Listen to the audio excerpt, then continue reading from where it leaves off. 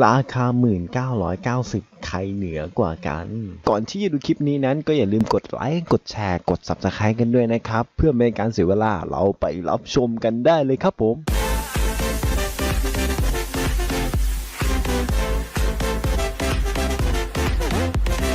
ก็ต้องขอกราบสวัสดีคุณผู้ชมทุกท่านเลยนะครับวันนี้ก็มาอยู่กับ MyQ อีกเช่นเคยนะครับผมวันนี้เราก็จะมาพูดถึงมือถือราคาไม่เกิน 1990 นะครับใครเหนือกว่ากันนะครับผมนี่นะฮะผมก็เลยทำตารางขึ้นมานะครับใน Word นะฮะกว่าจะทำเสร็จดูเวลาครับตี 5:43 นาทีนะฮะผมทำตั้งแต่ประมาณตี 2 ตี 3ได้มั้งเนี่ยนะฮะเพราะผมทำไปเล่นเกมไปนะฮะมันก็เลยเสร็จตอนตี 5นะครับก็ขอบคุณคนที่เข้ามาชมนะครับเพราะว่าคลิปนี้ผมค่อนข้างเหนื่อยพอสมควรเลยทีเดียว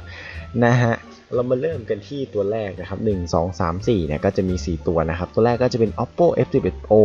นะครับผมราคา 1990 นะครับ Vivo V15 ก็ราคา 1990 ครับแล้วก็ Samsung A50 ก็จะแพงกว่านิดนึงครับจะเป็นอยู่ที่ 11,490 นั่นเองนะครับแล้วก็ Huawei P30 Lite นั่นเองนะครับตัวนี้ก็อยู่ที่ 1990 เท่านั้นเองนะครับผมว่าไงว่า3ตัวนี้เท่ากันตัวนี้แพงกว่าหน่อย500 บาทนั่นเองนะครับผมเรามาดูแต่ละเรื่องกันเลยดีกว่านะครับเรามาฉะกันเป็นรายละเอียดแบบนี้นะฮะซึ่งเวลาจะเอาเครื่องมาวางกัน4ตัวเนี่ยมันดูยากมากนะครับก็เอาสเปคมาเลยดีกว่าเนาะนะฮะซึ่งตัวหน้าจอของทาง Oppo F11 เนี่ยจะมีหน้าจอขนาด 6.5 นิ้วความละเอียด Full HD พัดนั่นเองนะครับผมแล้วก็อัตราส่วนในหน้าจอก็ 90.9 นะครับผมเพราะว่า2ตัวนี้ Oppo กับ Vivo เนี่ยจะเป็นกล้องแบบ Pop up ก็คืออัตราส่วนในหน้าจอจะเยอะหน่อยนะฮะแต่ Vivo เนี่ยจะมีหน้าจอที่เยอะกว่าก็คือใหญ่กว่าแล้วมีอัตราส่วนในหน้าจอมากกว่าจริงๆหน้าจอมันกว้างกว่าครับมันก็เลยมีอัตราส่วนในหน้าจอเยอะกว่านั่นเองนะครับผมนะฮะส่วนตัว Samsung เนี่ยจะหน้าจออยู่ที่ 6.4 นิ้วนะครับแต่ตัวเนื้อจอเนี่ยจะเป็น Super AMOLED เลยนะครับผม Super AMOLED ก็จะเป็นหน้าจอแบบสีสันค่อนข้างฉูดฉาดหน่อยสำหรับใครที่แบบชอบเล่นเกมหรือว่าชอบสีที่มันสดๆในหน้าจอก็จะเลือกเป็นหน้าจอ Super AMOLED นะครับแต่จริงๆแล้วข้อดีมันก็มีครับข้อเสียมันก็มีก็คือเรามองนานๆมันจะแสบตาเองนะฮะใช่ครับตัวสุดท้ายก็จะเป็น P30 Lite นะฮะตัวนี้หน้าจอ 6.15 นิ้วก็คือจาหน้าจอเล็กสุดเลยมีความละเอียดเป็น Full HD Plus ส่วนตัวรายละเอียดตัวนี้ผมก็ยังไม่ทราบมากนักสักเท่าไหร่นั่นเองนะครับผมซึ่งในตัวหน้าจอเนี่ยผมก็ถ้าวัดกันแล้วเนี่ยเนื้อจอ3ตัวนี้มันเท่ากันตัวนี้มันจะเหนือขึ้นมาก็จะให้ Samsung เป็นผู้ชนะนั่นเองนะครับเราก็จะใส่เป็นสีอะไรดีสีเขียวเลยนะฮะนี่ Samsung ชนะนะฮะนี่นะครับผมส่วนตัวที่2ตัวถัดมาก็มาดูที่ CPU นะครับ CPU จริงๆแล้วเป็นส่วนสำคัญนะครับในราคาที่เท่านี้นะฮะเพราะว่านอกจากเราจะได้กล้องที่ดีแล้วต้อง CPU ที่แรงด้วยนั่นเองนะครับผมซึ่งตัว Oppo F11 Pro เนี่ยใช้เป็น Helio MediaTek P70 Vivo V15 เนี่ยก็ใช้เป็น Helio MediaTek P70 เหมือนกันนะครับทั้ง2ตัวมาพร้อม Android 9 นะครับครอบทับด้วย ColorOS ก็คือเป็นตัวครอบทับของ Oppo หลายๆคนถามว่า ColorOS มันคืออะไรนะฮะมันเป็นตัวครอบทับของ Oppo ทำให้เครื่องนั้นดูเป็น Oppo มากยิ่งขึ้นว่าง่ายๆเถอะนะฮะส่วนตัว Vivo ก็จะครอบทับด้วยฟันทัช OS 9 นั่นเองนะครับมาพร้อมกับ Android 9 นั่นเองนะครับผมเรามาดูของฝั่งทาง Samsung แล้วกันนะครับตัวนี้จะใช้เป็น Exynos นะครับ9610 Octa Core 2.3 นะครับเป็น Android 9 ครับครอบทับด้วย One UI เนี่ยจะใช้ตัวเดียวกันกับ S10 Plus เลยนะโอ้โหหน้าตามันแบบเหมือนกันมากอะแทบไม่ต่างกันเลยอะถ้าเกิดมีเป็นรูสิวเหมือนกันนะใช่เลยแม่งตัวเดียวกันชัดๆเลยเงี้ยมันคือตัวเนี้ยผมพูดตรงว่าซัมซุงเขาเริ่มไม่กักสเปคแล้วครับผมว่าน่าจะแบบโดนแบรนด์จีนตีมาค่อนข้างเยอะก็เลยต้องยอมปล่อยของนั่นเองนะครับผมส่วนตัวสุดท้ายก็คุ้นๆหน้าคุ้นๆตานะฮะคิริน710นะครับก็ใช้ตัวเดียวกันกับ Nova 3i นั่นเองนะครับแล้วก็ครอบทับด้วย Android 9 นะครับ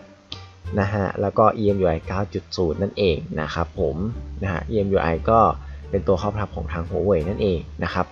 ส่วนตัว CPU เนี่ยผมก็จะให้ดูก่อนเนาะเพราะว่าตัว CPU เนี่ยเราจะวัดด้วยคะแนน AnTuTu นะครับผมนะฮะแรม ROM นะครับก็ทั้ง4ตัวเนี่ยลองดูได้เลยนะครับจะมีตัวหนึ่งที่ดรอปสุดนั่นก็คือ Oppo นั่นเองก็คือความจำตัวเครื่องเขาจะน้อยสุดนั่นเองนะครับจริงๆแล้วการที่มีความจำตัวเครื่องน้อยกับมากมันก็ดีกว่าอยู่แล้วครับเพราะว่าเวลาเราลงแอปอะไรพวกเนี้ย มันไม่ว่าจะเป็นเกม Face Line หรือ Instagram ต่างๆนะครับที่เป็นแอปพลิเคชันเนี่ยมันจะ built in ลงที่ตัวลอมทั้งหมดตัวความจำตัวเครื่องทั้งหมดเราใส่ SD card เข้าไปให้ตายครับเราก็ไม่สามารถโหลดแอปเพิ่มขึ้นได้นะครับซึ่งในส่วนตัวผมเองมองว่าความจำตัวเครื่องสำคัญมากๆนะครับมันช่วยทั้งเรื่องการอัปเดตตัวเครื่องด้วยนะฮะแล้วก็เดี๋ยวนี้แอปมันอัปบ่อยมากๆเลยก็แนะนำความจำตัวเครื่องเยอะไว้ก่อนดีกว่านะครับผมก็เลยให้ทั้ง3ตัวนี้ชนะแต่จริงๆแล้วนะครับมันก็อยู่ที่เราใช้มากกว่านะครับอันนี้ผมก็ไม่ได้คือมันเป็นเงินของคุณผู้ชมอะครับผมก็มีสิทธิ์แค่เอามาเทียบกันแต่มันก็อยู่ที่การตัดสินใจของคุณนั่นเองนะครับผมนะฮะส่วนตัวถัดมาก็เป็นเรื่องกล้องนั่นเองนะครับเรื่องกล้องเนี่ยเราจะเห็นได้เลยว่าตัวของ Oppo เนี่ยจะโดดเด่นกว่าแบรนด์อื่นเพราะว่าความละเอียดเขาจะเยอะสุดนะครับจะอยู่ที่48ล้านพิกเซล f 1.9 นั่นเองนะฮะซึ่งเรื่องความละเอียดกล้องหลังเนี่ยเขาเด่นมากๆเลยนะครับผมแต่ตัวนี้เนี่ยเท่าที่ผมหาข้อมูลมาเนาะมันจะเป็นด้วยซอฟต์แวร์นั่นเองโดยการสอนไม่4เลนก็6เลนนั่นเองนะครับผมอันนี้ยังไม่แน่ใจเท่าไหร่นะฮะใครทราบก็สามารถคอมเมนต์กันได้นะครับผมแล้วก็มาพร้อมอีกเลน1ตัวก็คือ5ล้านพิกเซลนั่นเองเรามาดูที่กล้องหลังให้หมดกันเลยดีกว่านะครับส่วนตัว vivo เนี่ยตัวกล้องหลังความละเอียดจะน้อยกว่านะครับ24ล้านแต่จริงๆเป็น12ล้านนั่นเองนะครับใช้2เลนนะฮะตัวนี้จะเพิ่มเรื่องเลนส์วายนะครับก็จะเด่นเรื่องเลนส์วายขึ้นมานั่นเองนะครับแล้วก็ส่วนตัว Samsung ก็กล้องหน้ากล้องหลังนะครับกล้องหลังก็จะมีความละเอียดเป็นเลนส์ชิ้นเดียวนะครับ25ล้านก็คือเลนส์แท้เลยแล้วก็จะมีเลนส์วายเหมือนกันนะครับว่าง่ายๆว่าถ้าตัวนี้ vivo V15 เทียบกล้องหลังกับตัว Samsung A50 Samsung A50 ชนะนะครับด้วยความละเอียดนะครับผมแล้วก็ด้วยเลนส์วายที่กว้างกว่านั่นเองนะครับนะฮะส่วนตัวสุดท้ายก็จะเป็นตัว Huawei นะครับ P30 Lite นะฮะก็มีเลนส์3ตัวเหมือนกันครับ24ล้าน8ล้าน2ล้านก็จะเท่ากันกับตัว vivo แต่ตัวนี้เป็นเลนส์แท้นะฮะ24ล้านก็แสดงว่าก็จะคมชัดกว่าตัวนี้นั่นเองนะครับผมนะฮะซึ่งเรื่องความคมชัดเนี่ยมันก็ต้องดูด้วยตาเราเองว่าชอบแบบไหนอีกอะนะฮะแต่ถ่ายภาพเป็นที่สั่งน้อยตัวนี้ก็จะเด่นหน่อยนะครับผมสำหรับตัวทาง vivo นะฮะพูดไปพูดมาก็เริ่มงงมันหลายตัวไงนะครับผมก็ว่าง่ายว่าทั้ง3ตัวเนี้ยไม่ว่าจะเป็น vivo Samsung Huawei เนี่ยจะมีเลนส์วายหมดเลยนะครับถ้าเกิดใครบอกเฮ้ยเลนส์วายมันจำเป็นสำหรับเรานะครับก็ตัด Oppo ออกไปแต่ถ้าเราเฮ้ยเลนส์วายไม่จำเป็นเราถอยหลังได้เว้ยความละเอียดสำคัญกว่าก็เลยเป็น Oppo นั่นเองนะครับผม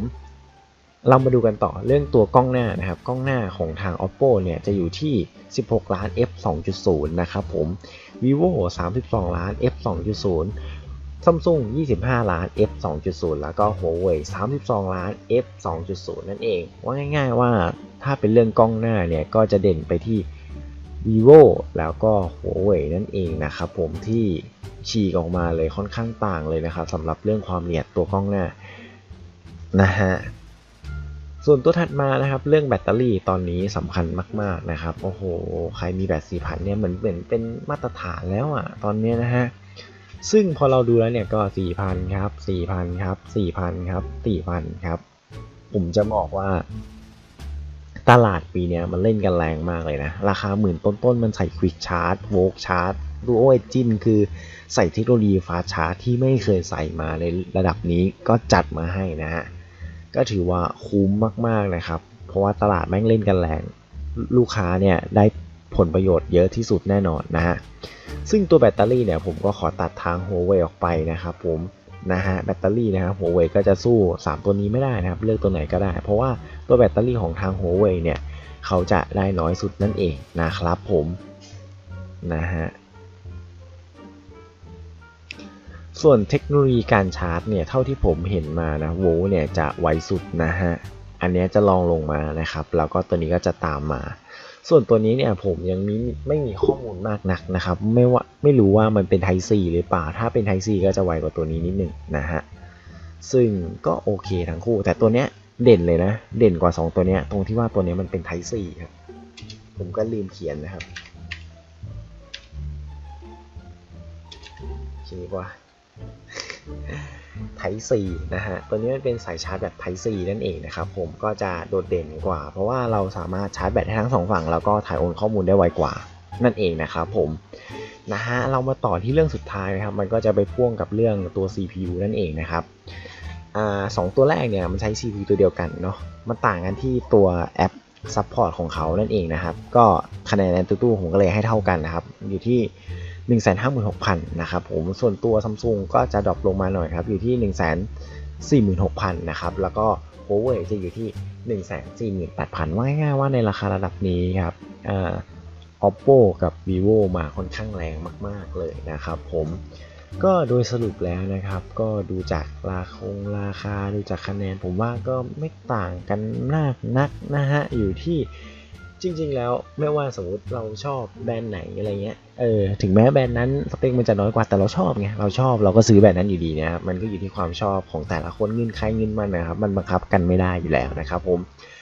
ก็มีหน้าที่ที่จะเสิร์ฟข้อมูลนะครับที่เป็นความเท็จจริงให้กับทุกคนนั่นเองนะครับหากมีข้อมูลผิดพลาดประการใดก็ต้องขออภัยมาณที่นี้นะครับถ้าเกิดใครอยากเสริมก็สามารถคอมเมนต์ไว้ด้านล่างได้เลยว่าเราใช้รุ่นนี้อยู่นะแล้วดียังไงก็สามารถคอมเมนต์บอกเพื่อนๆกันได้เลยนะครับผมสำหรับวันนี้ก็คงจะไม่มีอะไรครับก็อย่าลืมไปช้อปปิ้งร้านเล็กๆใน Shopee ของผมนะครับก็จะมีเคสมีพิมพ์ทุกรุ่นที่กล่าวมาทั้งหมดนี้เลยนะครับก็ไปช้อปปิ้งกันได้เลยนะครับผมวันนี้ก็ลาไปก่อนสวัสดีครับผม